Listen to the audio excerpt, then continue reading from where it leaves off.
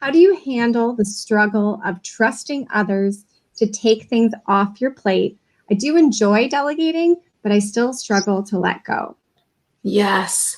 So you probably you're not letting go until the other person psychologically owns the thing. If you are still feeling responsibility for it, then you haven't fully dropped the ball. And that is actually the hard part. What I will say in full transparency is that I never fully let go. What happened was that I just stopped doing it. I still felt a sense of anxiety because the mail is piling up, or that is not how you're supposed to do her hair. Or, I still felt like the person wasn't doing it the way that it should be done.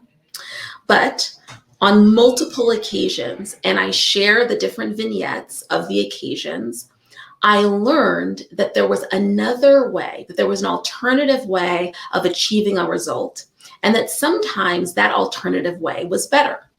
But I wouldn't have discovered it if I hadn't have completely let go and dropped the ball. So I'll give you one of the examples. I can't even remember if it's in Drop the Ball, but it had to do with finding babysitters. I used to be the person in my home who always found the babysitters when our kids were little. And one day I was flying in to our home city from a work event and really excited about getting home and seeing my kids when my husband calls to say, actually, there's this really important dinner tonight with a client. I really need you to come to this dinner, which meant like coming home, dropping off my bag, putting on like a tight dress and like going off with him when I really just wanted to like be at home.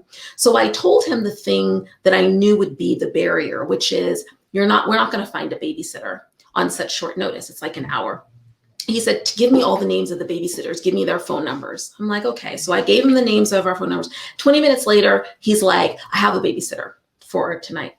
I'm like, oh, wow, that was really fast. Well, I noticed that he over time realized he can get me to do things if he finds the babysitter first. And I also noticed that what took me about 24 hours to do, which is find a babysitter, maybe 12 hours to do, he could always do in less than 30 minutes. And so one day I asked him, I said, what are you doing to find the babysitter? Because when I need to find a babysitter, I basically look at somebody on the list, I send them an email or I send them a text message, I give them all the details, find out if they can do it. If they can do it, great. But if they can't, then I go to the next person on the list. And this is how I feel like it's fair. And I kind of rotate the sitters.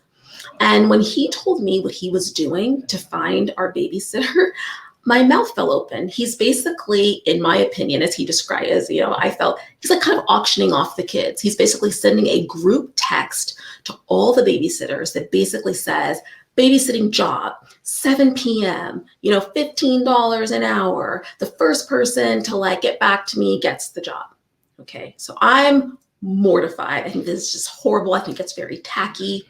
A few days later, I'm in the bank and I see one of our babysitters. And the first thing I do is apologize to her because I understand that Kojo has been sending these crazy text messages to everybody, like on a group text. I didn't even want to let them know that they all existed.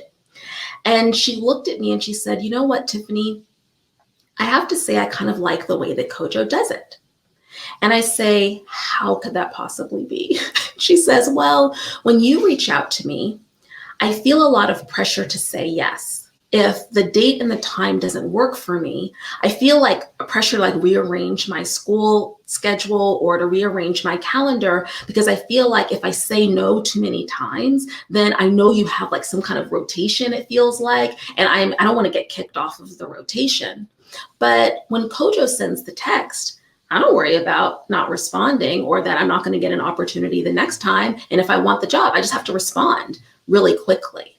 And that was just one example of how I dropped the ball, assuming that this other person would have no idea how to do it the way that it should be done, but how I learned that there are alternative ways to make things happen. So that's a very long way of saying, if you let it go, you might discover, think about diversity and inclusion in the workplace. Think about all of the arguments we make for why we need different perspectives and different voices.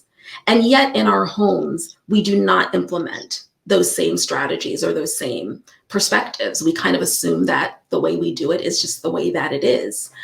So I think allowing for more innovation in our homes can be very empowering and can free us up in really incredible ways.